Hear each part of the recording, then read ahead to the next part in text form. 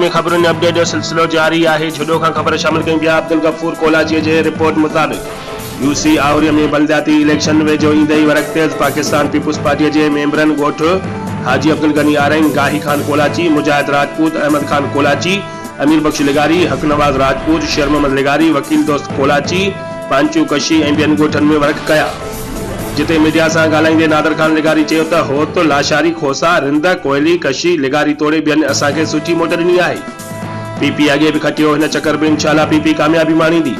वरक़ कंदड़नि जे वक़्त में डॉक्टर महबूब अली लिगारी, हाजी सावण होत, गुलाम अकबर कोलाची, अली अकबर लाशारी, अब्दुल गनी होत, बालाज खान खोसो, रांझण खास केली, न्याज़ मोहम्मद लिगारी, डॉक्टर लालजी कोयली, खैराज कोयली ऐं ॿिया पिणु गॾु हुआ।